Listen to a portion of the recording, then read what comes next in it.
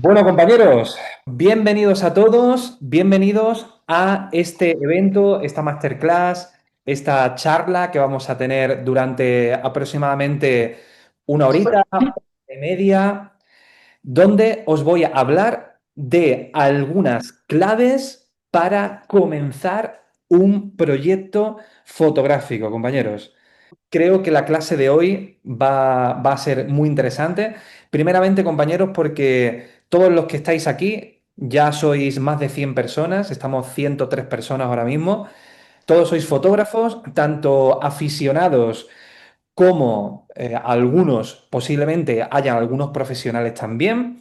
Y amigos, estoy seguro que todos habéis querido iniciar un proyecto fotográfico en algún momento, pero habéis tenido, digamos, ese vértigo inicial a cómo lo hago, cómo me enfrento a un proyecto fotográfico. Y creo, compañeros, que va a ser una clase bastante nutritiva. Mi objetivo de hoy es tratar de lanzaros. Mi objetivo de hoy, compañeros, es que esta clase sea una motivación para que os lancéis a realizar vuestro propio proyecto fotográfico. Bueno, compas, pues sin más dilación, amigos, sin más dilación, vamos a comenzar. No sin antes deciros no sin antes deciros, amigos, que mi nombre es José Ruiz y yo soy director y profesor de Icono Escuela de Fotografía. Nosotros somos una escuela online que tenemos cursos semipresenciales en Madrid. Por lo cual, compañeros, a todos aquellos que os apetezca aprender fotografía y conocer a una comunidad maravillosa como es la que estamos creando, sería maravilloso, compañeros, pues, bueno, pues poder contar con vosotros también si lo que queréis es formaros. Tenemos cursos de todo tipo, podéis entrar a la página web www.iconoescuela.com y ahí podéis ver todo lo que ofrecemos. Y amigos, vamos a compartir pantalla. Así que vamos allá. Pues aquí está, compañeros, claves para comenzar un proyecto fotográfico. Compañeros, vamos allá, vamos allá. Qué emoción, qué emoción. Tengo que reconoceros que estoy un poquito nervioso, porque sois muchos ya, sois 113 personas. Tengo muchos alumnos, pero nunca han habido tantos en una misma clase. Así que estoy con un poquito de nervio, pero de esos nervios bonitos, de esos nervios que son gustosos. Y estoy encantado de estar aquí con vosotros, chicos. Tengo muchísima ganas de contaros todo lo que os he preparado. Así que allá va, compañeros. Lo primero que vamos a hacer es diferenciar lo que es una sesión de fotos con un proyecto fotográfico, compañeros. Esto es esencial porque una de las cuestiones que más me encuentro en mi escuela, en mis alumnos, en fotógrafos que quieren comenzar un proyecto fotográfico, es que en realidad lo que están haciendo es una sesión de fotos. Así que, compañeros, vamos a ver las diferencias entre una sesión de fotos y un proyecto o una serie fotográfica. Veréis, compañeros, punto número uno. Una sesión de fotos es algo puntual y sin embargo un proyecto fotográfico es algo sostenido en el tiempo. ¿Qué significa esto, compañeros? Bueno, pues que una sesión de fotos es una experiencia fotográfica que ocurre en un momento, en un lugar en concreto. Y sin embargo, una serie fotográfica o un proyecto fotográfico es algo que se sostiene en el tiempo. ¿Qué quiere decir? Que necesitamos insistir a lo largo de diferentes días, diferentes meses, incluso a lo largo de años. Algunos de los proyectos que vamos a analizar en la clase de hoy, vais a ver que llevan años trabajando. Así que, compañeros, eso es el primer punto. Una sesión de fotos es una experiencia fotográfica puntual de un día, un momento, un lugar en concreto. Y sin embargo, un proyecto fotográfico, una serie fotográfica, se sostiene en el tiempo. Hay una investigación a lo largo de meses, incluso años. Otra gran diferencia entre una sesión de fotos y un proyecto fotográfico, amigos, es lo que te lleva a realizarlo. Una sesión de fotos te mueve un impulso y sin embargo un proyecto fotográfico te mueve una pregunta. Qué interesante esto, compañeros. ¿Qué quiere decir? Mirar, un proyecto fotográfico, una serie fotográfica, lo que quieres generar es una pregunta, compañeros. Y esto me hace pensar en uno de los grandes aprendizajes que tuve cuando estudié Bellas Artes en la Complutense de Madrid. Tenía un profesor llamado Josu Larrañaga que nos decía, amigos, el arte no es una respuesta, el arte es una pregunta. Eso es lo que diferencia al arte de otras disciplinas.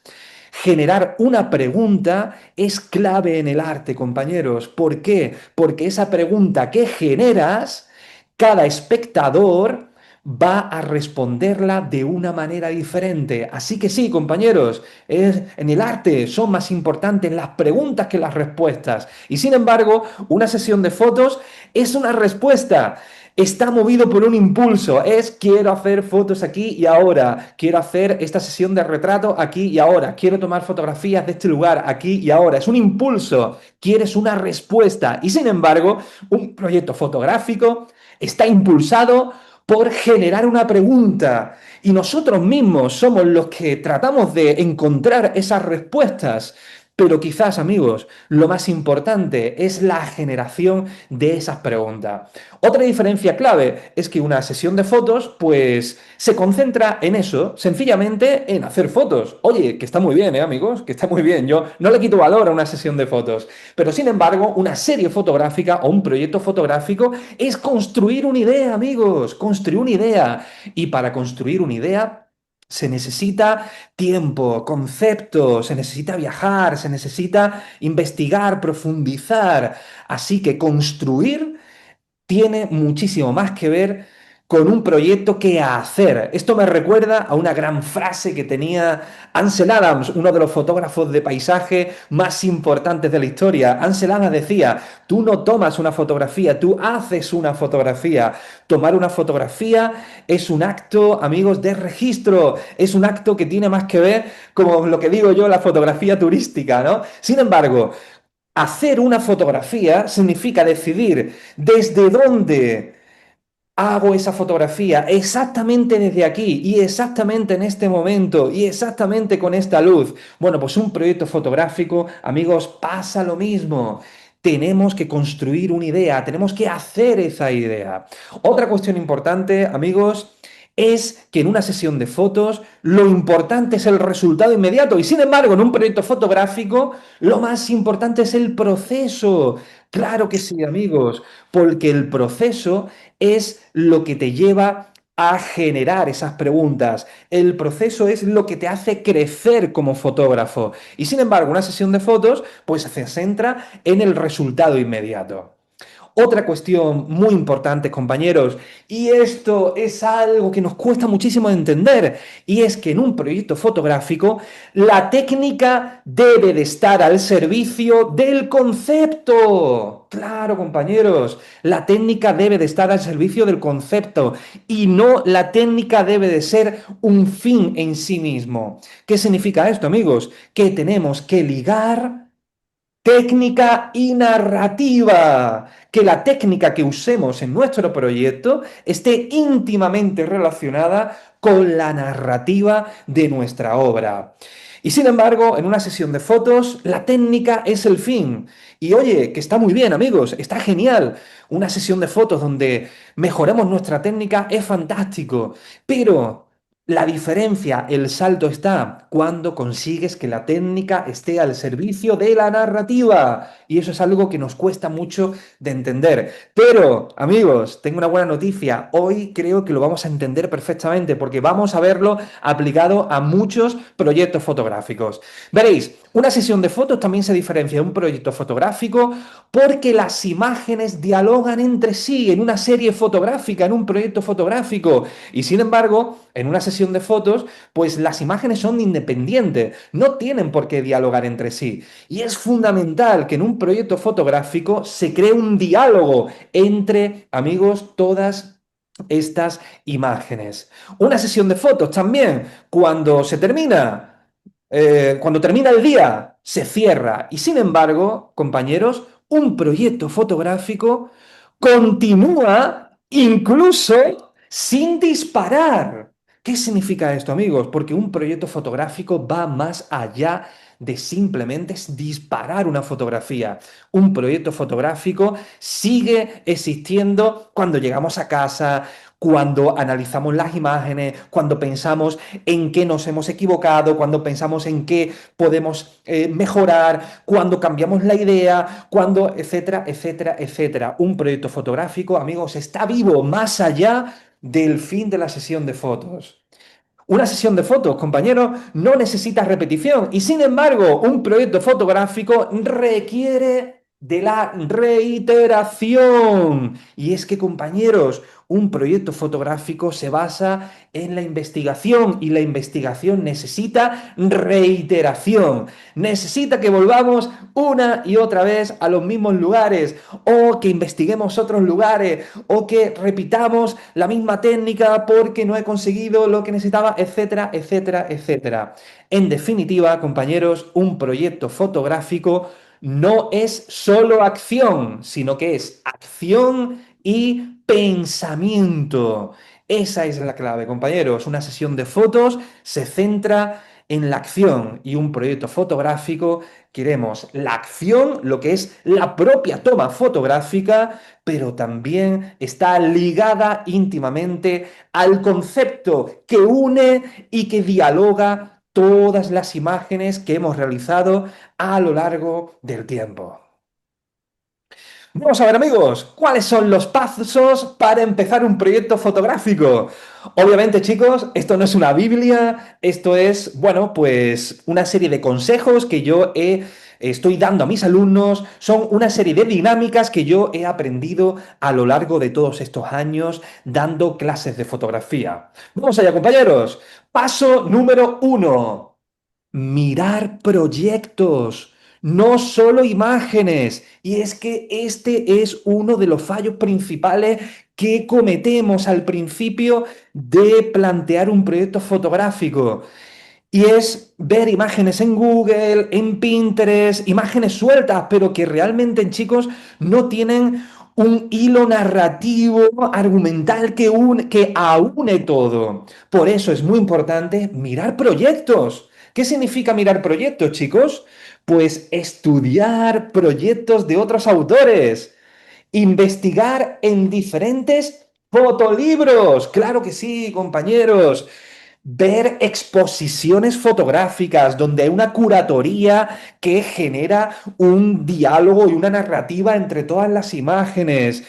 Tenemos que estudiar cómo otros autores, amigos, cómo otros autores han resuelto problemáticas que se presentan. Así que, amigos, es muy importante tener referentes a la hora de empezar un proyecto fotográfico. Compañeros, antes que disparar hay que mirar, hay que estudiar, hay que conceptualizar. Aunque os tengo que ser sincero, chicos, os tengo que ser sincero, no siempre un proyecto fotográfico nace de un estudio pormenorizado de una serie de autores a lo que has estudiado profundamente. No siempre parte así. Hay veces, amigos, que un proyecto fotográfico nace de una intuición. Hay veces que un proyecto fotográfico lo conceptualizamos luego de que haya nacido una intuición y luego incluso de que hayas salido a fotografiar en varias ocasiones. Pero es importante hacer esto, compañeros. Y sobre todo, si estamos bloqueados, si no sabemos cómo abordar un proyecto, vamos a ver referentes, amigos.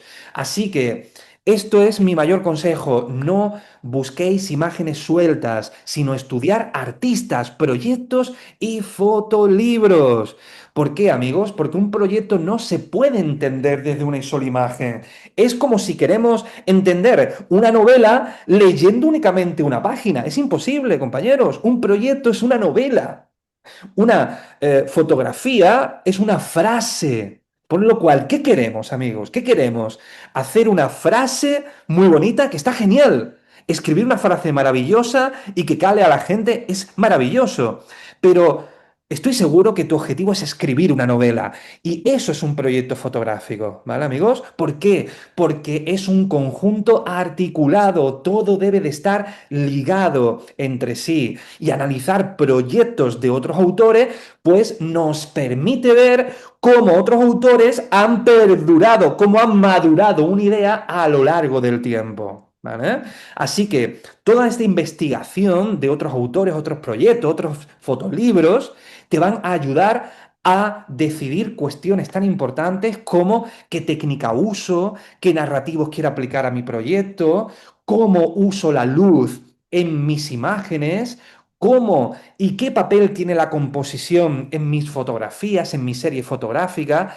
Así que todo esto, analizar fotolibros, analizar proyectos, nos da algo muy importante y es entender cómo las imágenes dialogan entre sí, nos revelan ritmos, pausas, variaciones y coherencias. Así que, amigos, mirar fotolibros es una grandísima escuela, es una escuela maravillosa.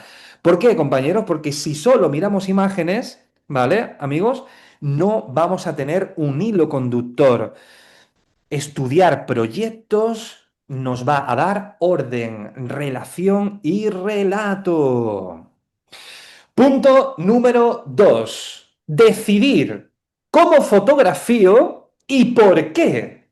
O sea, vamos a decidir qué técnica fotográfica voy a usar en mi proyecto. Y es que, amigos, es muy importante. Cuando hacemos un proyecto de fotos, un proyecto fotográfico, no tenemos que limitarnos únicamente en registrar, en documentar. Eso es uno de los mayores fallos que yo he percibido a lo largo de estos años como profesor. Creemos que un proyecto fotográfico es una documentación, un registro. Y no, amigos, no es suficiente. ¿Por qué? Porque el fotógrafo tiene que hacer una exploración consciente de la técnica. Claro que sí, amigos. Tienes que entender que un proyecto fotográfico también es una investigación técnica. ¿Por qué? Porque la técnica forma parte del lenguaje fotográfico. Así que tienes que preguntarte, ¿qué técnica fotográfica voy a explorar y por qué esa técnica conecta con mi idea? Y compañeros, os doy un gran consejo. No tenéis por qué explorar muchas técnicas, que ese es otro de los problemas que solemos cometer.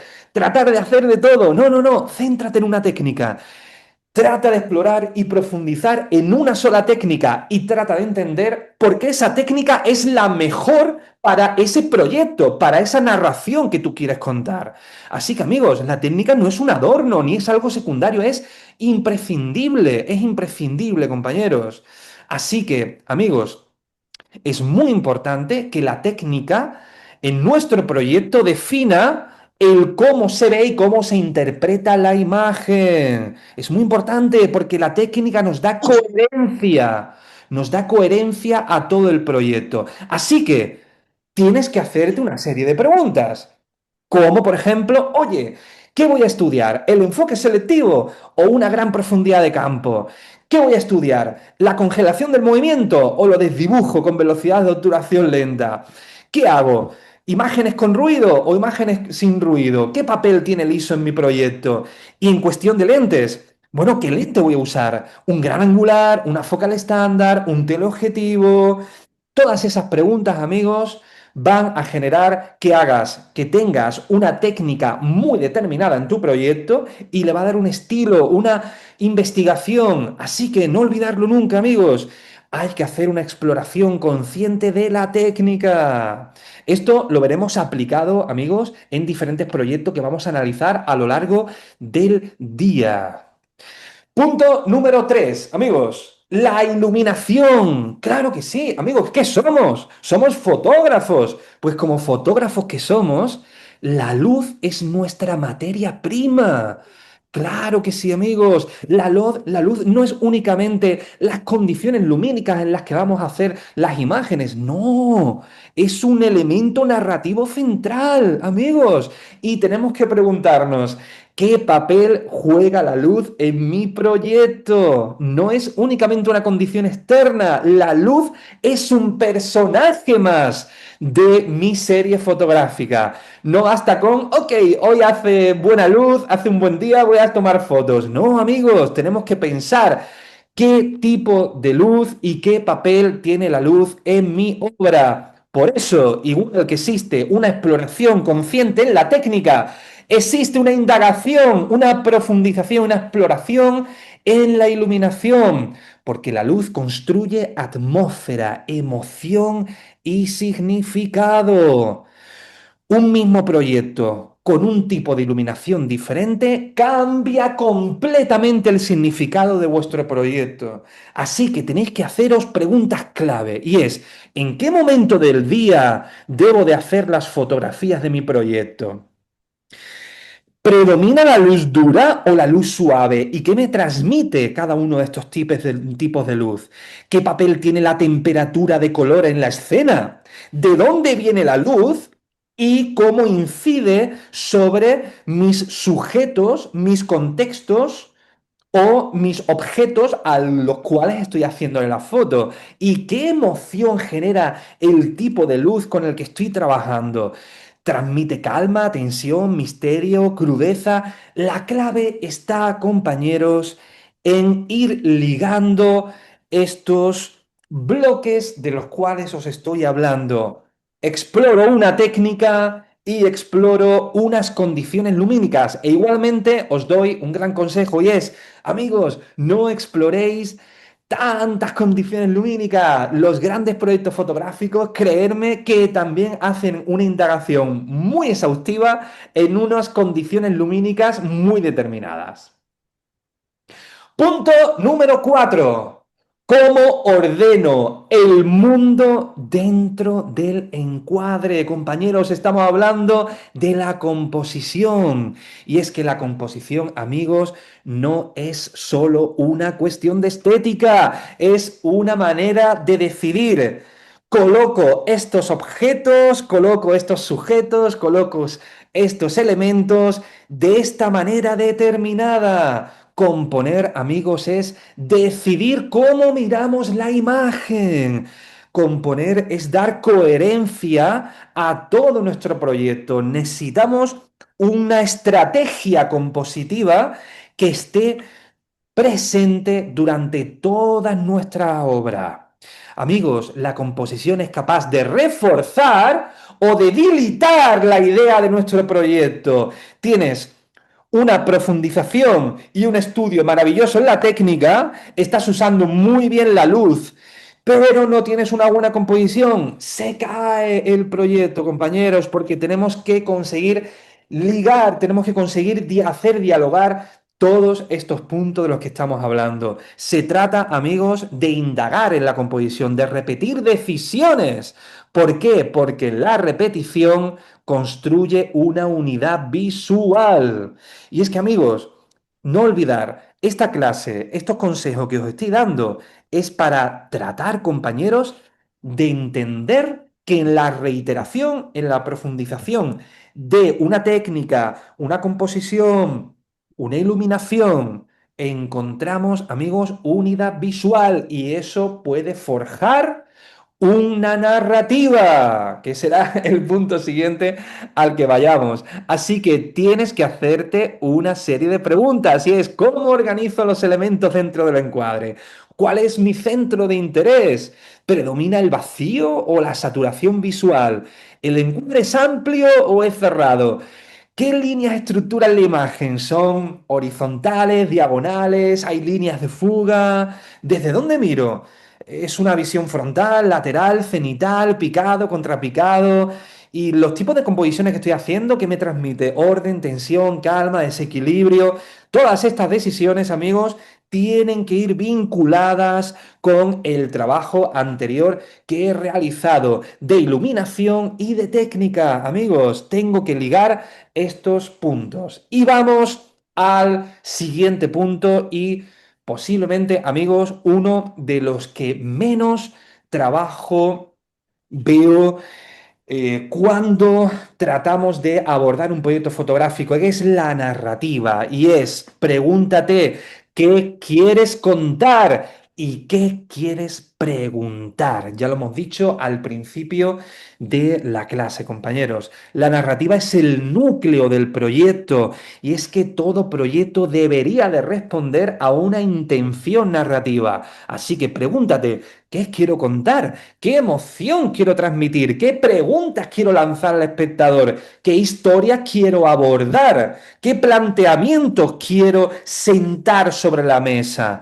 La narrativa, además, amigos, no tiene por qué ser siempre una historia lineal. Y eso es algo muy interesante. Cuando leemos una novela, sí que tiene una estructura, un nudo, un inicio, un nudo y un desenlace. Y sin embargo, amigos, en un proyecto fotográfico, no tenemos por qué contar una historia lineal. ¿Por qué, compañeros? Porque un proyecto fotográfico puede estar solventado y, digamos, sobrecogido sobre una sensación, una tensión, una reflexión, una duda.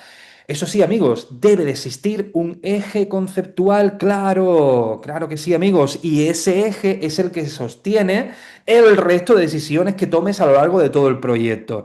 Así que, amigos, y esto es súper importante, la técnica, la luz y la composición deben de estar al servicio de la narrativa. Amigos, esa es la clave, compañeros, esa es la clave. Y también vamos a decir algo muy importante, amigos, y es que el arte juega más con lo implícito que con lo explícito. Eso es algo maravilloso que tiene el arte, compañeros. Sin embargo, el diseño, la publicidad y otras disciplinas juegan con el concepto de lo explícito, tratan de explicar algo muy directo que le llega al espectador de manera muy clara y sin embargo, compañeros, un proyecto artístico dentro de una disciplina como puede ser la pintura, la escultura, la performance, como puede ser la fotografía, juega o puede jugar más con lo implícito.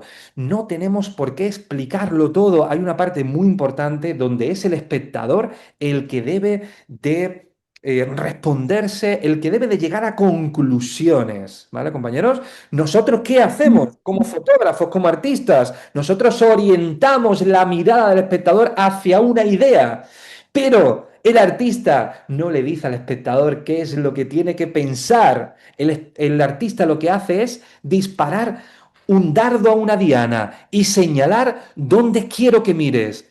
Pero las conclusiones que debe de sacar el espectador son personales. Aquí, así que amigos, cuando colocamos la técnica, la iluminación y la composición al servicio de la narrativa, todo empieza a cobrar sentido. Así que, en conclusión, compañeros, y esto es un consejo muy grande que os voy a dar, tenemos que colocar el cómo por encima del qué. Amigos, el qué es importante, está claro. Pues mira, José, voy a hacer un proyecto sobre la Sierra de Madrid. O mira, José, voy a hacer un proyecto sobre mi familia. O mira, José, voy a hacer un proyecto sobre tal, tal, tal. Muy bien, fantástico. Pero ¿y si os digo que el qué no es tan importante? Es importante, sí, pero no es suficiente. Porque la clave está en el cómo. Ahí está la clave, compañeros. Amigos, no podemos caer en lugares comunes, en proyectos, en fotografías manidas. No podemos caer en miradas repetidas. Porque si pones la importancia en el qué sobre el cómo, lo que vas a conseguir es un proyecto que caiga en la repetición, algo que ya se ha hecho por muchísima gente. Y es muy importante que el artista trate de proponer una nueva mirada de ver algo que llevamos viendo desde siempre. Quizás ese es el sentido del arte, amigos. Quizás ese es el sentido del artista. Proponer una mirada nueva de cosas de siempre. Qué interesante a eso, amigos. Así que la diferencia está en mirar de forma distinta lo que ya existe. No basta con documentar, hay que decidir cómo lo documentamos. ¿Por qué, amigos? Porque un proyecto sólido no solo muestra un lugar, sino que propone una manera de ver ese lugar. Eso es lo que va a hacer que tu proyecto fotográfico sea tuyo, sea personal, tenga un estilo propio, tenga una mirada propia. Eso es la clave, compañeros, ¿vale? Bueno. Vamos a hacer un pequeño inciso porque la verdad es que creo que es muy importante reflexionar sobre todo esto. Fijaros, ideas clave, no es tan importante el qué estéis fotografiando, es mucho más importante el cómo, compañeros, ¿vale? Es muy importante. Y en torno al cómo, os voy a dar unas claves, unos consejos que os pueden venir muy bien, que esto creo que os va a venir muy bien. Y es preguntarnos, ¿qué aporta el fotógrafo frente a otras disciplinas? Ojo amigos. Y es que la técnica fotográfica es una disciplina muy usada no solamente por fotógrafos, compañeros, sino que también es muy usada por otra serie de profesionales, ¿vale? Tú tienes que preguntarte, ¿qué propuesta tengo yo como fotógrafo que no puedan tener otras disciplinas? Vamos a coger un ejemplo. Imaginaros que queremos hacer un proyecto fotográfico sobre el Amazonas. Y resulta que este proyecto fotográfico lo tenemos que abordar, este proyecto sobre el Amazonas lo va a abordar un biólogo, un ecologista, un guarda forestal, un sociólogo y un fotógrafo. Imaginaros esas cinco profesiones. Resulta que el biólogo tiene que hacer fotos para su proyecto, el ecologista también, el guarda forestal también tiene que hacer fotos, el sociólogo también tiene que hacer fotos y el fotógrafo, por evidentes razones, su trabajo va a estar fundamentado en la fotografía. Entonces, imaginaros que estos cinco profesionales, recuerden, un biólogo, un ecologista, un guardia forestal, un sociólogo y un fotógrafo tienen que realizar un proyecto sobre el Amazonas. Bueno, pues ¿cómo serían las fotografías que incluiría el biólogo en su proyecto? Bueno, pues quizás serían fotografías más descriptivas, donde mostraría las diferentes especies animales que habitan en el Amazonas, fotografías que muestren los comportamientos de esos animales, mostraría, bueno, pues una serie de fotografías que apoyen datos importantes que el biólogo muestre en sus estudios. ¿Y cómo lo abordaría un ecologista, chicos? ¿Cómo serían las fotografías que apoyarían el trabajo del ecologista? Bueno, esas fotografías quizás muestren imágenes donde haya una cierta denuncia, donde haya un cierto impacto ambiental, ¿verdad?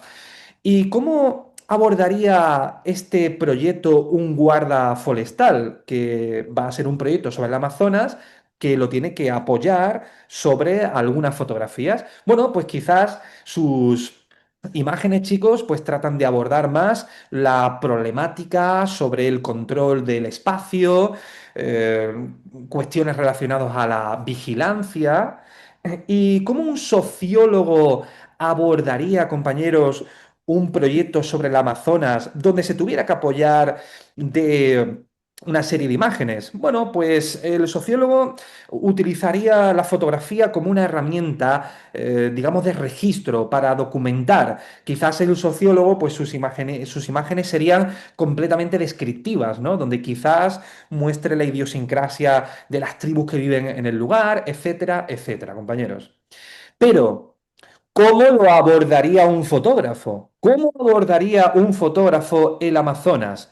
Bueno, pues no tenemos que imaginarlo.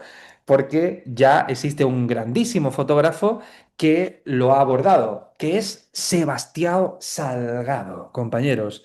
Mirar, esto que veis aquí a la derecha es una búsqueda en Google donde he puesto Amazonas. Bueno, pues todas esas imágenes han aparecido cuando he colocado esa palabra clave, Amazonas. Bueno, pues ¿sabéis lo que tenéis que hacer, amigos? Huir de esas fotografías. Tenemos que huir de las fotografías típicas que encontramos en Google. ¿Por qué? Porque ya están hechas, amigos, porque ya están hechas. Porque ya están hechas. ¿Qué sentido tiene repetir imágenes que ya están creadas? ¿Qué sentido tiene hacer imágenes que ya están hechas?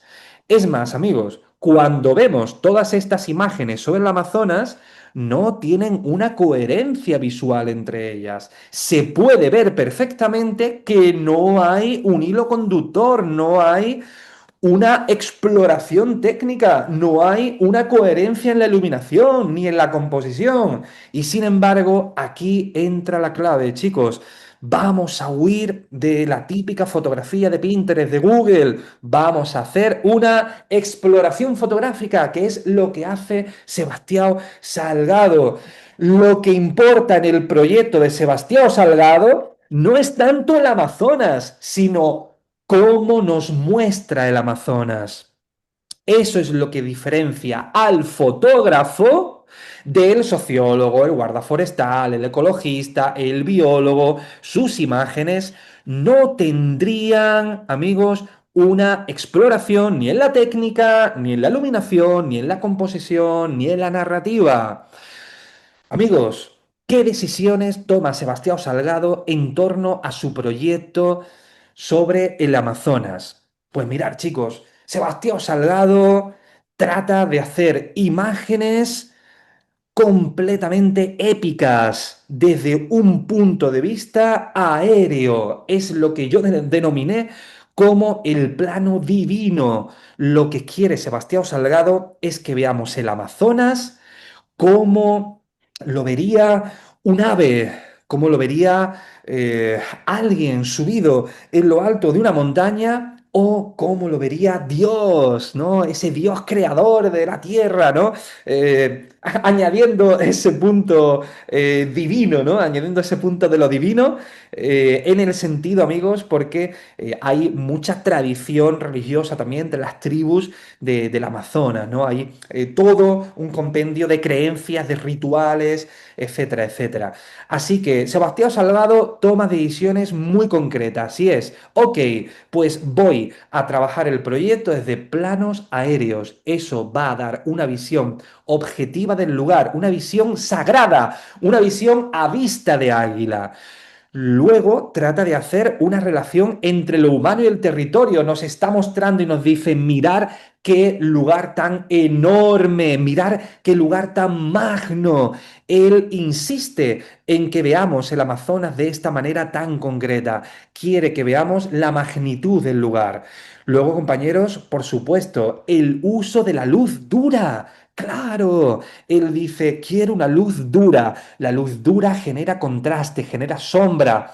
¿Por qué? Porque quiere hacer un proyecto que genere un dramatismo a la hora de observar el entorno. Y, por supuesto, Sebastián Salgado decide disparar sus imágenes en blanco y negro. ¿Por qué? Porque quiere poner el foco en las texturas, en la textura de los árboles, en la textura del agua que corre por las cascadas, en la textura del agua mansa por el río, en las texturas de las nubes, en las texturas de las montañas afiladas, de la arena, del agua en calma. Por eso usa el blanco y negro.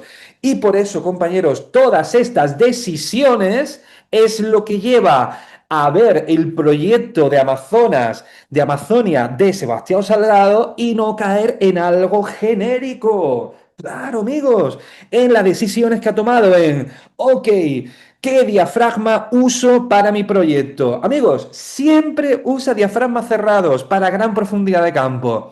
¿Qué velocidad de obturación uso? Siempre usa velocidad de obturación rápida para congelar el movimiento. es casi un ademán de realizar una instantánea fija y precisa del momento en el que él toma la imagen. ¿Qué ISO utiliza en su proyecto? Bueno, pues en ocasiones, amigos, utiliza ISOs elevados porque, bueno, pues hay unas situaciones lumínicas quizás no tan favorables y ese aporte de ruido en las imágenes también le da una visión nostálgica, casi como si un lugar se estuviera perdiendo. ¿Qué más decisiones ha tomado? El blanco y negro por enfatizar las texturas, por ese estudio de la textura. ¿Veis? Todas esas decisiones que toma es lo que hace no un proyecto genérico de imágenes que podemos encontrar en Google, sino un proyecto con carácter, con identidad, con estilo propio. Vale, sé que todos no tenemos un helicóptero, ¿eh? Para hacer esta fotografía, ¿eh? Lo sé, lo sé. Pero, amigos, podemos tomar una serie de decisiones que nos hagan tener un estilo en concreto. Así que, amigos, ¿por qué no funcionan las fotografías de Google como proyecto fotográfico? Porque, amigos, porque son fotografías genéricas, porque no pertenecen a una serie. ¿Por qué funciona el proyecto Sebastián Salgado? Porque escoge una posición frente al mundo, porque elige una manera de mostrar el Amazonas. Claro, él no quiere mostrar el Amazonas, él quiere mostrar el Amazonas que él ve. Y ahí está la clave, amigos. Somos artistas, somos fotógrafos. La clave está en mostrar el mundo de la manera en la que nosotros lo entendemos. Así que, amigos, ¿a qué deberíamos de aspirar como fotógrafos a la hora de realizar un proyecto fotográfico? Pues amigos, a no competir con el registro científico, a no competir con el periodista, a no competir con el biólogo, a no competir con el sociólogo. No, no, no. No vamos a repetir imágenes informativas, imágenes que ya están hechas. No vamos a imitar lo que ya está hecho por disciplinas que no tienen nada que ver con nosotros. Así que pregúntate, ¿qué debe de guiar mi propuesta? ¿Qué mirada estoy proponiendo? ¿Qué decisiones estoy tomando en torno a la técnica, a la composición, a la narrativa, a la iluminación, etcétera, etcétera? Y tenéis que preguntaros, ¿qué estoy aportando al lenguaje fotográfico con respecto a este tema? Así que, amigos, para cerrar este bloque, un proyecto fotográfico no es solo sobre un tema, es sobre cómo te relacionas tú con ese tema. Pero aún así, me dices, José, estoy bloqueado. Mira, he entendido todo lo que me has dicho, pero aún así estoy completamente bloqueado. No sé lo que hacer. Pues mirad, amigos, tengo un gran consejo y es copia cuando estés bloqueado. Amigos, cuando digo copia, me refiero a aprender estructuras que ya funcionan. Ojo, y me diréis, José, nos acaba de decir que no copie las imágenes de Google. Efectivamente, por supuesto, vamos a huir de eso, de imágenes genéricas. Vamos a copiar métodos. No vamos a copiar imágenes, vamos a copiar métodos, amigos. Ahí está la clave. Pregúntate, analiza proyectos. Y esto, amigos, vuelvo hacia atrás, hacia el punto número uno. Voy a volver a analizar proyectos existentes, proyectos que ya funcionan. Y cuando veas uno que te funciona, trata de decirte, bueno, ¿cuál es la lógica de este proyecto? ¿Qué es lo que se repite en este proyecto? ¿Qué está explorando el autor aquí? ¿Qué decisiones se mantienen? ¿Vale, amigos? Eso es lo que tenéis que preguntaros. Así que estudiar otros proyectos y sencillamente aplicarlos, aplicar esa lógica a otro lugar. Así de sencillo, compañeros. Cambia el contexto, cambia la experiencia, pero mantén el método. Lo que estamos haciendo es versionar una idea. Al versionar una idea, te obliga a pensar en serie, te obliga a la reiteración. Y es que, amigos, muchos proyectos que sepáis que nacen así, no nacen de la absoluta genialidad y la absoluta originalidad, sino que lo que se consigue es una relectura personal. Así que, amigos, con el tiempo esa copia que hacemos puede llegar a convertirse en una voz propia. Y amigos, aquí terminaría, amigos, el primer bloque. Aquí terminaría el primer bloque de esta clase, de esta ponencia. Aquí terminaría el primer bloque. Ahora vamos al segundo bloque, donde vamos a analizar otros proyectos fotográficos y me gustaría jugar con vosotros. Vamos a hacer ahora una tormenta de ideas de proyectos fotográficos. ¿Por qué? Vamos a analizar otros proyectos y vamos a ver cómo otros artistas han resuelto pues ciertas cuestiones y cómo lo resolveríamos nosotros. Así que me gustaría que pudierais participar, ¿vale? Pero antes, importante, importante, importante. Esto de que estéis 120 personas aquí me parece una auténtica locura, ¿vale? Entonces, quiero hacer un vídeo, chicos. Me gustaría hacer un vídeo para redes. Básicamente me gustaría que estuvierais saludando. Si podéis encender vuestra cámara, compañeros, pues sería increíble. Así que mira, vamos a hacer el vídeo. Mirad, chicos, mira qué cantidad de gente. Hay un montón de alumnos en esta masterclass de cómo comenzar un proyecto fotográfico. Chicos, saluden, digan algo, bienvenidos. Hola, Mirad la cantidad de gente Buenas, que hay. buenas. Hola, hola. hola, Bueno, chicos, Hola, hola. aló, ahora aló. mismo Hola, somos Hola. 21 Hola, personas. Hola. Increíble, hola, increíble. desde el Valle de Muchísimas. hola. Tierra. Hola. Aquí estamos en el Valle de Muy Tierra. buenas. Sí. Muchas gracias, chicos, muchas gracias. Bueno, Hola. fantástico. Hola, hay un infante por la sala. Bienvenido al niño o niña que hay por aquí. Amigos, veo que hay mucho que estáis escribiendo. Si esta clase se graba, sí, está siendo grabada, compañeros. Y tengo una buena noticia, y es que os voy a pasar el enlace para que podáis reverla cuando queráis, ¿vale, compañeros? Así que, y bueno, luego daremos una parte de esta clase para que hablemos un poco, para que me comentéis algunas preguntas que tengáis, etcétera, etcétera. Así que nada, espero que sea bien nutritivo. Bueno, compañeros, vamos a la segunda y última parte de la ponencia. Comparto pantalla y vamos a empezar, compañeros, a analizar proyectos fotográficos. Y ojo, esta es una parte donde me tenéis que ayudar, ¿eh? Me tenéis que ayudar porque os voy a hacer una serie de preguntas. ¿Eh, amigos? Ojo, ojo, ojo. Esta serie de preguntas giran en torno a las decisiones que han tomado los fotógrafos y a qué otras decisiones podríamos tomar nosotros. Así que, número uno, amigos, vamos a estudiar el proyecto Golden Gate de Richard Mizrash.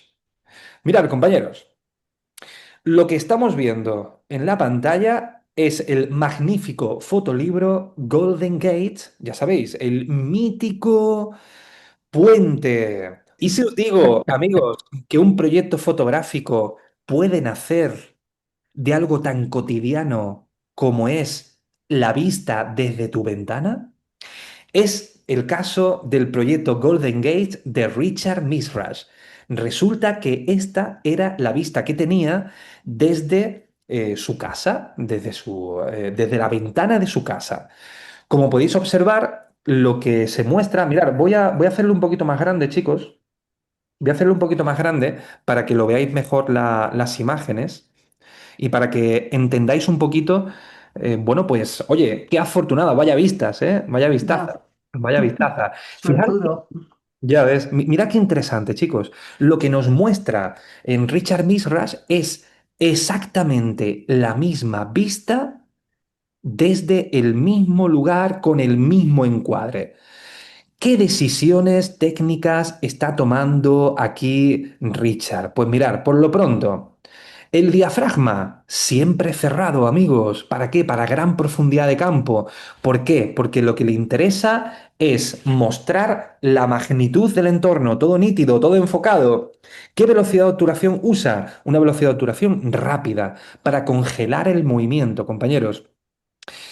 Porque lo que quiere mostrar, amigos, es una postal, un momento muy determinado. ¿Qué decisiones más importantes toma Richard Mishrash? Bueno, pues hemos dicho que es tomar exactamente la misma fotografía, pero ¿dónde está la clave de su proyecto, amigos?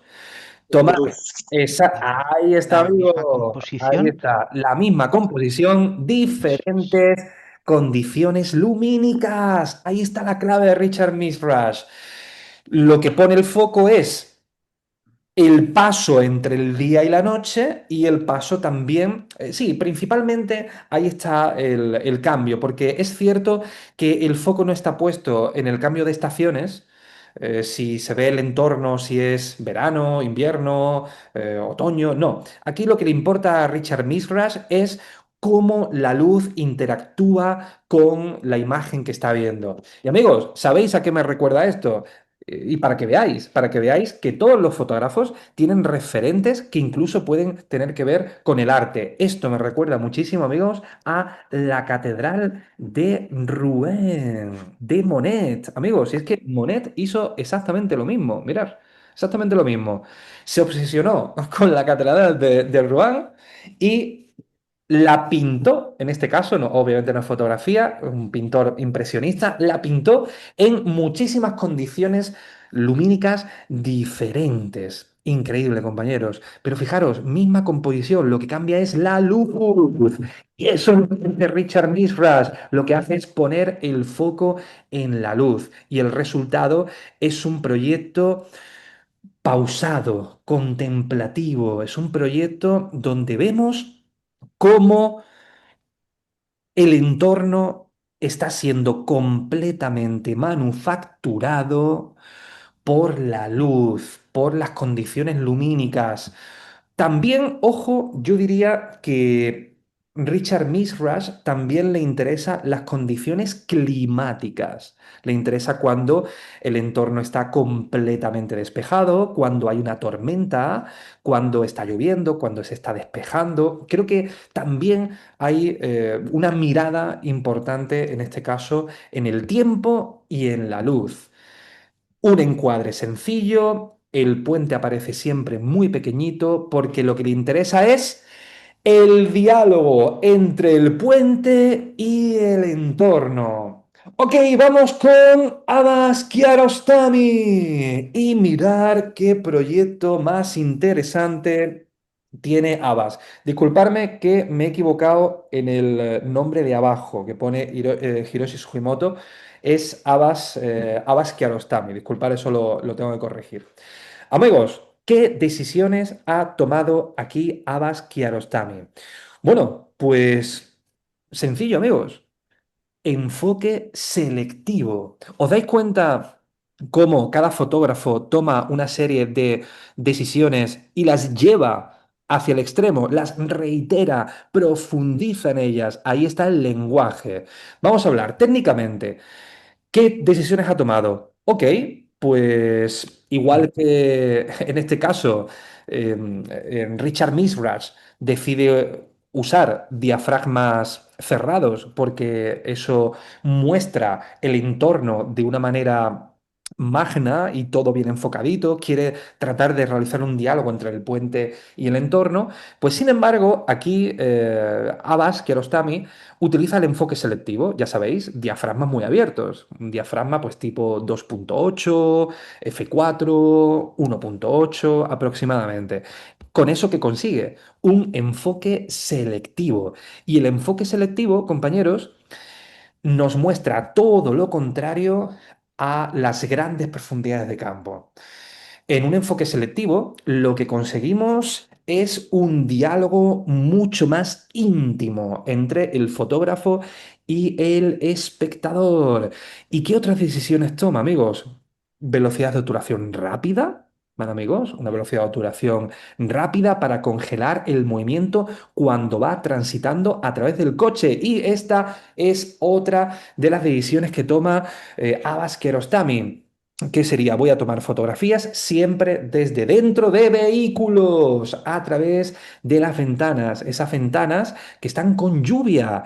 Esa es otra de las decisiones que toma Abbas Kiarostami y es voy a tomar siempre fotografías de enfoque selectivo de un entorno que está lluvioso a través de la ventana.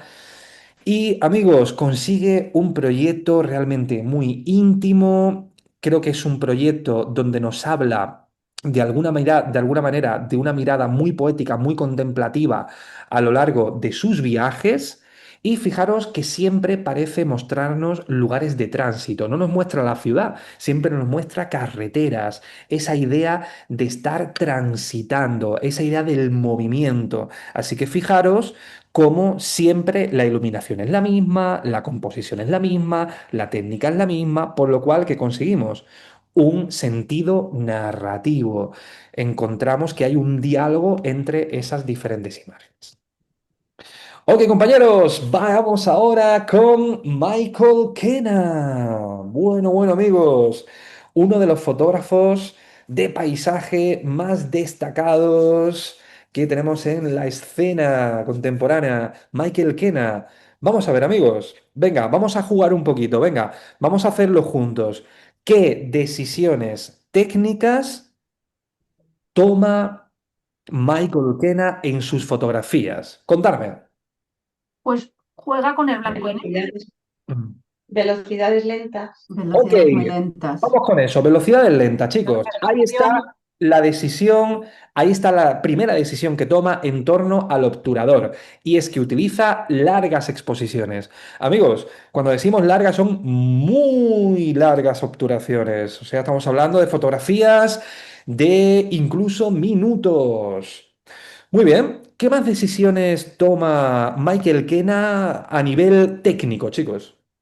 Color, que trabaja en blanco y negro. Trabaja en blanco y negro. Ok, y mi pregunta, Contraste, ¿por qué contraste muy elevado, ¿no? contraste muy alto, efectivamente? ¿Por qué usa Michael Kenna el blanco y negro en su fotografía? ¿Por qué pensáis? Contarme. Para destacar el objeto que está fotografiando. Mm. Bueno, lo que hace, compañero, lo que hace el blanco y negro es enfatizar las texturas. Amigos, Clave baja, clave alta. Bueno, a efectivamente. mí me suena una fotografía muy minimalista.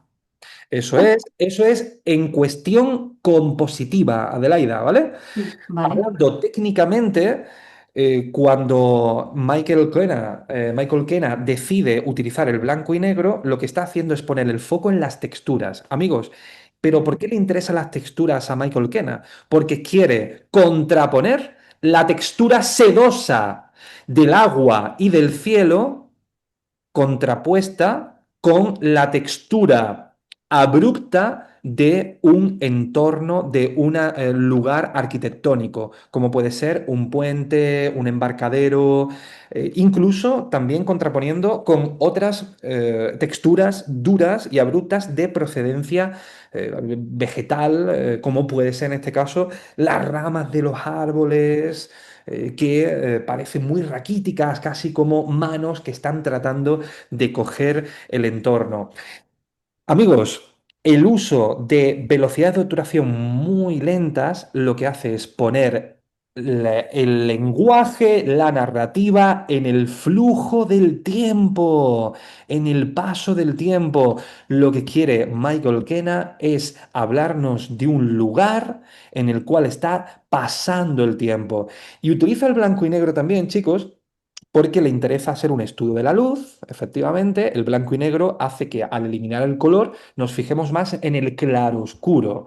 Y como podéis observar, amigos, esa enfatización en el blanco y negro también nos puede remitir a imágenes atemporales, imágenes que no sabemos cuándo están hechas exactamente. Se pudo haber tomado hace 200 años o se pudo haber tomado ayer. Pero eso es lo que le interesa a Michael Kenna, tratar de transmitir esa idea del tránsito. Lo que hace Michael Kenna es crear un contraste, amigos, entre lo transitorio y lo inmutable. Eso es lo que le interesa a Michael Kenna, transmitir la idea del flujo del tiempo, del paso del tiempo. Esa es la clave, por lo cual tendríais, amigos, que trabajar efectivamente con un elemento que pueda daros un flujo, como puede ser el agua o las nubes. Vamos a seguir, amigos. En este caso vamos a analizar la obra de Naoya Hatakeyama y mirar, amigos, las decisiones que ha tomado Naoya. A nivel de velocidad de obturación, velocidades extremadamente rápidas. ¿Por qué? Porque lo que le interesa es congelar el movimiento, amigos. Congelar el movimiento. Eso es lo que quiere. Así que velocidades de uno partido por 1000, uno partido por 2000, uno partido por 4000. Porque lo que estáis viendo, amigos, son explosiones en canteras. Aquí es donde quiere poner el foco Naoya Hakateyama. Y por eso su proyecto es tan tremendamente sorprendente. Sus fotografías son iguales a las que realizaría un biólogo sobre una cantera o un arquitecto o unas personas de construcción. ¿O serían iguales a un cantero? ¿O serían iguales las fotografías? No, son fotografías únicas. Son fotografías donde lo que le interesa a Naoya es la estructura de la explosión, la dinámica de la explosión. Ahí es donde pone el foco Naoya, compañeros. Y como lo hace con una luz dura. Amigos, una luz dura, ya que una explosión es algo agresivo, el usar una iluminación dura acentúa. Fijaros, amigos, no olvidaros de lo que os he contado. Tenemos que ligar técnica, narración, composición y narrativa. La técnica, velocidad de obturación rápida. ¿Para qué? Para congelar el movimiento de la explosión. Luz dura. Esto no tendría sentido con una luz suave, chicos. ¿Lo veis? O sea, la luz dura enfatiza la agresividad de la explosión. La composición. La composición es lo que conocemos como feel the frame. ¿Qué significa? Pues que el artista se acerca mucho a la explosión. ¿Por qué? Porque quiere meterte dentro. Claro, si utiliza una velocidad de obturación muy rápida para congelar el movimiento de la explosión, que es algo muy sorprendente, si usa una iluminación muy dura para enfatizar la agresividad, pero ahora se aleja mucho del elemento a fotografiar, pues no tiene sentido. Claro, ¿por qué se mete dentro de la explosión? Porque quiere hacerla inmersiva, quiere hacernos sentir que estamos dentro. Y eso le provoca y eso nos lleva a la narrativa, amigos. ¿Veis? La interacción entre técnica, luz y composición no puede ser aleatoria. Tiene que dialogar entre sí estos tres grandes patas para luego tener una idea, una reiteración, una profundización y una narrativa muy clara. Vamos ahora, amigos, con Elger Esser. Bueno, un paisajista maravilloso, compañeros, que os lanzo la pregunta. A nivel técnico, ¿qué está estudiando Elger Esser? A ver, ¿quién lo dice? ¿Qué está estudiando? El color. No, no está estudiando el color. ¿Reflejos? Tampoco. Perdón. No me refiero a nivel compositivo. Es Ah, obvio, es cierto que está trabajando los reflejos. Me refiero Mm, a nivel técnico. Colores desaturados. No, no está trabajando la Balance, balance de blancos. Bien. ¿Quién lo ha dicho? balance de ¿Quién lo ha blancos, dicho? sí. ¿Quién lo ha dicho? Muéstrate, preséntate. Concha. Hola, Concha. Efectivamente, aquí hay un estudio del balance de blancos, amigos. Fijaros cómo tenemos algunas imágenes con un balance de blancos cálido, ¿verdad? En otras imágenes tenemos un balance de blanco frío. Esto es un estudio de la... ¿Cómo se llama esto, chicos? La temperatura. Y sin embargo, tenemos otras imágenes que son verdosas y otras que son violáceas. Esto es un estudio del... A ver qué lo dice, amigos. El matiz.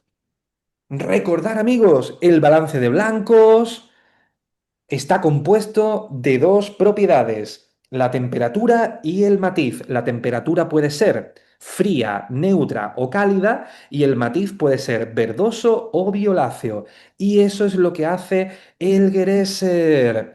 Todas sus fotografías tienden a cálido, a frío, a violeta o a verde. Y fijaros cómo cada balance de blancos nos da una percepción diferente de la imagen. Antes Javi dijo que es un estudio del color y, oye, tiene sentido, ¿verdad? Tiene sentido, porque percibimos diferentes colores. Pero es cierto, amigos, que no hay tanto un estudio del color, que sí que lo hay, es cierto, pero lo realiza a través de la técnica fotográfica, que en este caso es a través de el balance de blancos, que ya sabéis que es con la escala Kelvin.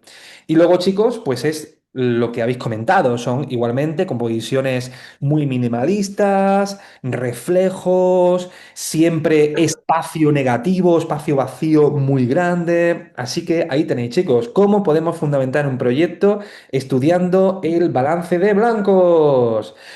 Y seguimos con Nadav Kander, fotógrafo maravilloso, compañeros, que aquí os presento sus fotografías. ¿Y dónde está la narrativa común o dónde está compositivamente lo que aúna todas sus imágenes? A ver, ¿qué diríais, chicos? ¿Qué compositivamente aúna todas sus imágenes?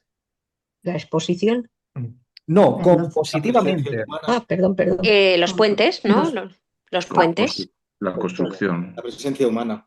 La presencia humana, pero exactamente, si os dais cuenta, es El la mar, ¿no? presencia El agua. humana muy pequeña. ¿Os dais cuenta, chicos? La escala, muy bien. Esto es lo que se conoce en fotografía como el principio de escala, el principio de contraste a través de la escala. Lo que nos muestra Nadav Kander. Nadav Kander es siempre imágenes de un entorno natural que está modificado por el humano, efectivamente, a través de construcciones humanas, como pueden ser puentes, edificios, torres, etcétera, etcétera, pero siempre incluye un personaje muy pequeñito en sus composiciones. Y eso es lo que hila la narración de sus imágenes. Es casi como transmitiendo, oye, mirar qué pequeñitos que somos y las cosas tan grandes que hemos conseguido de realizar. Pero esto es una decisión compositiva, amigos. Es lo que le da unidad y sentido a todas sus imágenes. Y ahora seguimos, amigos, con Elina Brocerus. Y vais a ver que hay otra decisión muy importante en su obra. ¿Qué diríais, chicos? Que hay como decisión eh, que aúna todas sus imágenes. ¿Qué diríais? También la presencia humana Muy bien. Pero, de ¿quién es el, espaldas. quién es el Ella personaje que la cena? misma. Estos son autorretratos. Ella misma. Autorretrato. Efectivamente, amigos, son autorretratos. Y es que esto es una decisión narrativa también muy importante que toma Elina Brocerus. En todas sus imágenes hace fotografías de entornos por los que transita y habita. Y siempre se coloca, es un autorretrato y siempre se coloca de espaldas. ¿Por qué? Porque le quiere dar más importancia al entorno que a ella misma. Lo que se está preguntando es, ¿quién soy yo en este lugar? Vamos ahora con el proyecto Seascapes de Hiroshi Sugimoto. Y mirar qué fantasía de proyecto, compañeros. No se puede ser más sencillo, más simple, no se puede ser más minimalista y a la vez conseguir un proyecto tan poético y de alguna manera, amigos, también muy, muy humanista. Y ahora vamos a ver por qué. ¿Cuál es la decisión compositiva que toma Hiroshi Sugimoto en su obra? Pues está claro, chicos, es El hacer horizonte. fotografías donde el horizonte, lo habéis dicho muy bien, amigos, siempre lo coloca ¿dónde? En el centro. En el centro. Efectivamente, amigos, siempre coloca el horizonte en el centro. Y yo os pregunto, ¿por qué coloca Hiroshi Sugimoto el horizonte en el centro de sus imágenes siempre? ¿Por qué? Por equilibrio, Bien, amiga, porque quiere transmitir equilibrio, porque quiere transmitir conceptos relacionados con la meditación, la contemplación, la estabilidad. Pero fijaros qué auténtica pasada de trabajo. Y es que, amigos, lo que hace Hiroshi Sugimoto es hacer siempre fotografías en una vista marina, pero en diferentes condiciones climáticas y diferentes condiciones de iluminación. ¿Os dais cuenta que de alguna manera es algo muy similar a lo que hacía, Richard Mizrash, ¿verdad? Pero en vez de hacerlo de un puente y el entorno que está en el puente, en este caso decide hacerlo únicamente, amigos, a vistas marinas. ¿Y dónde está la clave y lo poético? Y por eso, y eso es lo que marca el carácter del personaje como buen japonés que él está haciendo un estudio del horizonte, de una línea. Está haciendo un estudio de la línea. ¡Qué maravilla, amigos! Está haciendo un estudio de la línea. ¿De qué? Del horizonte. Cómo la línea a veces está más definida, cómo a veces la línea se evapora, desaparece, se entrevé. Qué auténtica pasada, compañeros. Cómo con algo, una idea tan sencilla, podemos hablar también de cuestiones muy humanas, como una relación personal que podemos hilar con respecto a Hiroshi Sugimoto y la manera en la que en ocasiones pues percibimos el entorno de una manera más clara y a veces lo percibimos de una manera más confusa, como la vida misma, ¿verdad, amigos? Vamos con Franco Fontana, fotógrafo italiano, compañeros, que aquí es súper evidente. ¿Qué está haciendo Franco Fontana, amigos? Un estudio del Color. color. del Primarios. color. Y amigos, pregunto, ¿por qué esto es un estudio del color y no es un estudio del balance de blancos? ¿Por qué? Lanzo la pregunta. Porque son como colores primarios. Me da la sensación así como colores muy primarios, secundarios. Ok. Muy saturados, ¿no? por Muy la Claro. saturados. saturación del color. Ajá. Todavía nadie lo ha dicho, chicos. Todavía nadie lo ha dicho. Son tonos naturales. Porque Porque no está juega con mirando el la balance de combinación de blancos. los colores. ¿Por qué no juega con el Mm, balance de blanco, Javi?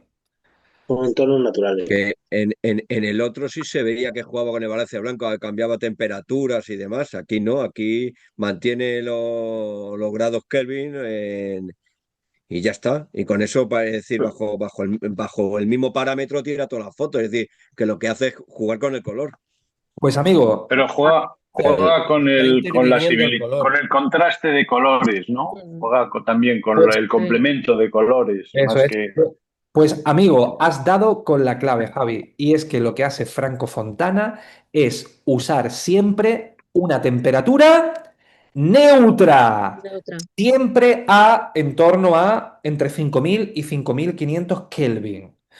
Por eso no hay un estudio de la temperatura, hay un estudio del color, porque a él le interesa mostrar los colores tal y como son, por lo cual configura su cámara en 5000 Kelvin. Y lo que hay es un estudio del color, que como muy bien estáis diciendo, crea relaciones del color, por ejemplo, relaciones armónicas, donde trata de mostrar colores próximos en la rueda cromática, como puede ser verde y azul, pero también nos puede mostrar relaciones complementarias, como puede ser el naranja y el azul, que son colores opuestos en la rueda cromática. Así que ahí está, amigos.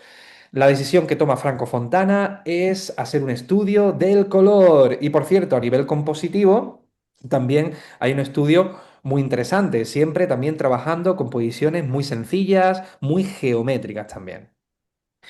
Y seguimos con Rinko Kawauchi, una fotógrafa japonesa maravillosa que quiero mostraros su obra y que me digáis vosotros, amigos, cuáles decisiones está tomando Rinko a la hora de aunar o encontrar su estilo fotográfico. ¿Qué diríais, chicos? Está trabajando la sobreexposición, me parece, ¿no? y ¡Oh, qué el maravilla! contraluz. Muy bien. Juega con la sobreexposición. Fantástico. La sobreexposición como recurso creativo. ¿Quién lo ha dicho? Ángeles, quizás. Sí, sí, sí. Muy bien, Ángeles. Efectivamente, amiga, está jugando con la sobreexposición como recurso creativo. Maravilla, compañera. Eso es. Y ahora os comento, vale, la decisión a nivel técnico está clara, está sobreexponiendo la imagen. ¿Cómo sobreexpone la imagen? Bueno, pues según le marca el exposímetro en el centro, pues no le hace caso. Lo que hace es poner una velocidad más lenta, un diafragma más abierto o un ISO más alto para que el exposímetro quede más alto, ¿verdad, chicos? Y ahora os pregunto, a nivel temática, ¿qué elementos fotografía Rinko Kawauchi? ¿Qué diríais? La vida cotidiana, La algo vida cotidiano. cotidiana, efectivamente. Es lo que conocemos como la poética de lo banal. Rinko Kawauchi trata de hacer imágenes cotidianas, lo que puede ser, amigos, el abrazo de dos hermanos, el aleteo de unas palomas sobre un lago, el momento de una cucharada para darle a tu hijo, el momento donde un rayo de luz se cruza por un diente de león o en una mirada al infinito. Mirad qué maravilla, compañeros. Y también hay una decisión muy clara en torno a la relación de aspecto, amigos. Y es que todas sus imágenes son cuadradas. ¿Por qué? Porque quiere enfatizar una lectura central. Si os dais cuenta, amigos, una relación de aspecto cuadrada lo que consigue es una composición muy contenida, casi transmitiendo la idea, amigos, de solidez, equilibrio, tranquilidad, etcétera, etcétera. Amigos, nos quedan únicamente tres autores. Solo nos quedan tres autores y me gustaría ver cuántos estáis todavía aquí. Bueno, 105, 105. Qué maravilla, amigos. Qué maravilla. Muchísimas gracias a todos por estar aquí. Vamos con los tres últimos que vamos a analizar, compañeros. Y vosotros, amigos, pues me podéis decir, ¿no? Ahora os voy a decir algo porque puede ser que se me esté pasando por la cabeza un pensamiento que tengo. Pero antes, amigos, vamos a estudiar al antepenúltimo autor de hoy, que sería John Fall. Mirad, amigos, lo que hace John Fall. A ver, ¿alguien me puede decir qué es lo que hace John Fall en sus proyectos fotográficos? La línea del horizonte la tiene altísima. Hay otra cosa más importante. Introduce estructuras como quizá geométricas en la naturaleza. Hay otra cosa más importante. Utiliza líneas Simetría, hacia las la líneas. imagen. Hay otra cosa más importante. Dirigir la mirada. Mirad, chicos, voy a agrandar las imágenes y quiero que veáis más de cerca. ¿Qué es lo que hace realmente? Simetría. Hace simetría. No, amigos, Interviene la naturaleza, ¿no? Prepara la ¿cómo ha dicho, naturaleza. chicos? Interviene la naturaleza. Eso es, eso es. Eso es lo que marca. Todo lo que estabais diciendo, por cierto, es cierto, ¿eh? Todo lo que estabais diciendo es cierto. Solo que quería llegar a la clave en la obra de John Fall, y es que él interviene la naturaleza. Por cierto, hay una cosa muy importante que quiero comentaros, chicos, y es que, como podéis observar, la mayor parte de los fotógrafos y proyectos que estoy mostrando, diréis, oye, José, pero solo estás poniendo proyectos de paisaje principalmente, ¿no? Y sí, es cierto, compañeros, y esto tiene una explicación, y es que mis alumnos ahora mismo están inmiscuidos dentro de su proyecto fotográfico llamado Tierra Viva. Es un proyecto común de toda la escuela donde yo a principio de curso les presenté el proyecto. Tierra Viva es un proyecto de paisaje contemporáneo donde mis alumnos tienen que realizar un proyecto a lo largo de estos 9 meses y están, digamos, realizándolo ahora mismo. Por esa razón, amigos, la mayor parte de los proyectos y autores que he cogido son de paisaje, porque es lo que estamos estudiando con mucho ahínco este año. Así que sí, amigos, una de las cosas claves en la obra de John Fall es que interviene el espacio natural. Mirad qué auténtica pasada, compañeros. Por ejemplo, en esta imagen, como coge una cuerda y la coloca de tal manera que haga una simetría o dialogue con el árbol. Es casi como si estuviera conteniéndolo. Esto, amigos, es lo que hace única y muy particular a la obra de John Fall, la intervención del entorno natural. Y vosotros me podéis decir, oye José, pero una cosa, fantástico, te compro todo el discurso, maravilloso, pero estoy viendo que todas las fotografías de todos estos autores que nos estás mostrando se parecen muchísimo entre sí. ¿Un proyecto fotográfico tiene que ser siempre exactamente igual todas las imágenes? Pues amigos, no tiene por qué. Y con esto vamos a terminar la clase de hoy. Os voy a poner el ejemplo de Elliot Porter. Elliot Porter, uno de los fotógrafos de naturaleza más conocidos. Y os voy a enseñar dos de sus vertientes a la hora de estudiar la fotografía. Mirar, por un lado tiene el estudio de la naturaleza en planos más abiertos y por otro lado en texturas, en planos más cerrados. Así que amigos, no tenemos que hacer siempre las mismas imágenes. Podemos hacer dialogar dos decisiones diferentes, como puede ser, ok, una parte de mi proyecto van a ser imágenes más amplias del bosque donde me encuentro y otra parte del proyecto va a ser detalles de esa parte. El diálogo entre estas dos partes, ahí está la clave de su proyecto. Y por último, chicos, vamos a ver a Sebastián Salgado. Y por supuesto, vamos a volver al proyecto Amazonia.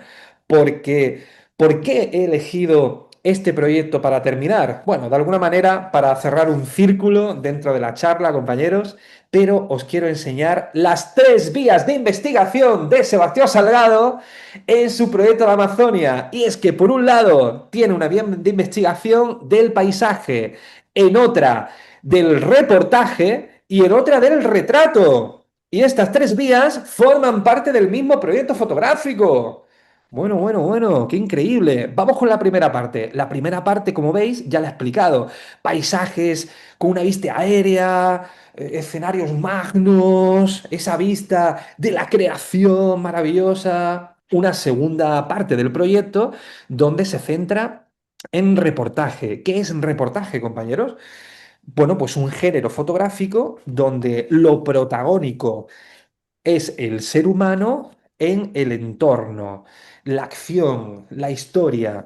Y aquí podéis ver cómo Sebastián Salgado retrata a diferentes tribus indígenas, cómo desarrollan su vida cotidiana. Pero fijaros, amigos, lo que hace Sebastián Salgado, primero te presento el escenario, luego bajo a tierra. Dios, qué bonito esto, por favor. Primero es Dios y luego es el humano. Qué maravilla, amigos. Primero la visión de Dios, la visión aérea, la visión del ave, la visión del pájaro y luego ese pájaro toca tierra, ese Dios toca tierra, se convierte en humano y nos muestra la idiosincrasia, la cultura de esta sociedad. Y por último, la tercera vía, el retrato. Lleva a los personajes a un fondo fotográfico. Obviamente no se los llevó a su estudio fotográfico, sino que él llevó los fondos de fotografía al Amazonas y coloca a los personajes delante del fondo negro y hace un estudio de retrato. Amigos, mirad qué pasada, qué maravilla. Dios, el humano y el fotógrafo. Claro que sí, hay un vínculo, hay una linealidad, hay una narrativa en los que nos quiere presentar Sebastián Salgado. Y os lo pongo como ejemplo, compañeros, de cómo un proyecto fotográfico puede abarcar diferentes vías de estudio. Amigos. Bueno, compañeros, ¿qué os ha parecido? ¿Os ha gustado? Sí, ha estado Sí, genial. nos ha encantado. Genial. Mucho. Qué bueno, qué bueno. Muchas Fenomenal. gracias, amigos. Bueno, Muy sería interesante. fantástico si José, si tuvierais alguna pregunta que hacerme, podemos charlar un poquito, ¿vale? Muchísimas gracias. Mañana, Os recuerdo, soy José Ruiz, director de la escuela Icono. Si queréis más información acerca de nuestra escuela, meteros en www.iconoescuela.com. Aquí tenéis todos los cursos que damos en la escuela y además os digo una cosa, somos una escuela súper baratita, por solo 60 euros al mes. Tenéis cursos de iniciación, intermedio, avanzado y luego cursos de especialización como fotografía contemporánea, fotografía de retrato, fotografía urbana y también cursos de edición fotográfica, tanto nivel 1 como nivel 2. En junio, compañeros, daremos la oferta formativa del año que viene, pero que sepáis que estáis todos invitados a estudiar en Icono, que sepáis que damos cursos semipresenciales. Damos clases online como la que habéis visto, donde además de clases teóricas, hacemos visionados de los trabajos de los alumnos y hacemos crítica de los trabajos de los alumnos y además hacemos prácticas. Y hacemos muchas prácticas, amigos. No es por alumnos aquí, pero decirlo, ¿verdad? ¿A que salimos? Sí, muchas. Sí, muchísimas. Bueno, Muy variadas. Nos hace trabajar Muchas y mucho. muy variadas. Y por cierto, quien quiera estudiar solo online también puede hacerlo, ¿vale? Tengo alumnos que estudian solo online y el precio ya es tirado por los suelos, chicos. Solo 40 euros al mes. Y tendréis vuestra curso online también. Las clases las grabamos, si no podéis asistir, podéis verla, podéis descargar las clases luego, creamos material didáctico propio, en fin, os animo mucho a que estudiéis con Icono. No os vais a aburrir. No. No os Muchas aburrís. gracias, chicos. Bueno, y hay gente que me quería preguntar algo, por ejemplo, Javi, ¿verdad? Que en el helicóptero iban dos humanos, no iba Dios. Es Iba el cierto, fotógrafo y el conductor. totalmente, Javi, totalmente. Luego ya le damos más vueltas filosóficas si quieres. Totalmente. Mira, dice Marisa, ha sido muy interesante. Yo hasta ahora tenía un poco de confusión y no consideraba algunos trabajos como proyectos porque me parecían series. Ahora entiendo que aunque sea una serie, si tiene una narrativa, una historia, un algo que cuenta, esa serie se convierte en un proyecto. Sí, efectivamente, Marisa. Mirar, una serie fotográfica, lo que se diferencia de un proyecto fotográfico es que quizás una serie fotográfica no es tan extendida en el tiempo. Un proyecto fotográfico, por ejemplo, Amazonia de Sebastián Salgado, lo realizó durante 4 años, amigos, 4 años. Sin embargo, bueno, pues una serie fotográfica, pues puede ser una serie que realice durante unos meses, ¿no? Así que una serie fotográfica y un proyecto son algo muy similar, solo que un proyecto se extiende aún más en el tiempo, ¿vale? Más preguntitas, chicos. ¿Qué me contáis? ¿Qué me contáis? ¿Alguna preguntita? ¿Alguna duda? ¿Algo más, amigos? Dice Pedro, ¿en un proyecto minimalista a paisaje podría entrar algún animal? No sé si es una pregunta o una afirmación, Pedro. Entiendo que es una pregunta. Y por supuesto, hay grandes proyectos fotográficos donde incluimos, amigos, a animales. Ahora, lo importante es que penséis, cuando meto un elemento en mi fotografía, ¿por qué lo meto? ¿Y qué puede contar eso, compañeros? Si introduzco animales, ¿qué papel tienen los animales en mi proyecto? ¿El animal es el objeto de estudio principal o el animal es un elemento que está contextualizando el entorno? Eso es lo que tenéis que preguntaros. Dice Anita, ¿en qué parte de España están? ¿Se necesita equipo profesional? Pues mira, Ana, nosotros estamos en Madrid. Somos una escuela online, pero las prácticas las hacemos en Madrid o cerca, alrededores de Madrid. Sí, oye, hay veces que vamos, hacemos excursiones, hacemos viajes fotográficos también, efectivamente. Antequera, que Los fuimos a fines de Antequera. curso. Eso es. Dice Ana también, ¿se necesita equipo profesional? Pues mirad, chicos, la verdad es que lo ideal es que los cursos se hagan con equipos reflex o mirrorless. Eso es lo ideal. Aunque he tenido algún alumno que ha realizado los cursos con cámara compacta o incluso con móvil. Pero lo ideal es trabajar con cámara reflex o con cámara mirrorless. ¿Por qué? Pues muy sencillo, chicos, porque básicamente estos equipos te van a dar muchísimas más posibilidades creativas. Más preguntas. Dice Anita, ¿solo fotografía o también filmación? A día de hoy, Anita, solo damos cursos de fotografía a día de hoy, pero puede ser que el curso que viene lancemos un curso de cinematografía. Puede ser. Puede ser. Así que estate atenta que puede ser que lo lancemos. Dice, ¿enseñan el trabajo con programas de edición? Efectivamente, Anita. Nosotros trabajamos con el paquete de Adobe, el plan fotográfico que incluye Adobe Photoshop y Adobe Lightroom. Dice Marisa, ¿lo que comentas de formación online incluye poder asistir las salidas que comentas?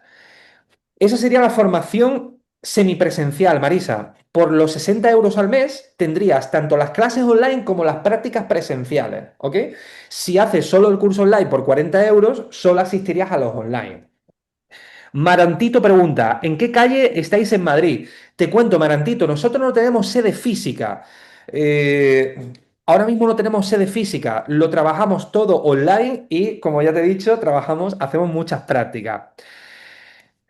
Ok, dice Ainhoa, Anita, yo lo recomiendo, hice un curso desde Bilbao. Hombre, Ainhoa, qué alegría verte, amiga. Qué bueno. Muchas gracias, Anita. Muchas gracias. Dice Marta, muy interesante la diferencia entre definiciones de serie de fotografía y proyecto en sí. Algo a mirar de cerca ya que es fácil mezclarlo. Efectivamente, Marta, efectivamente. Chicos, ¿alguna preguntita más? ¿Alguna otra cosita? ¿Todo bien? Fantástico. Bueno, parece que hemos terminado, amigos. Mil gracias, sois la caña, habéis aguantado un montón hasta el final, os doy muchísimas las gracias. Toda esta grabación la voy a colgar y os la pasaré para que la tengáis repetida. También os voy a pasar la presentación que he realizado, también os la puedo pasar si queréis. Así que nada, amigos, os mando un fuerte abrazo y nos vemos muy prontito, ¿vale? Muchas gracias, José. Muchas gracias, José. Gracias. Chao. Muchísimas gracias. Adiós. Gracias. Muchas gracias. Mirador, muy Adiós, muchas adiós. gracias. Hasta luego.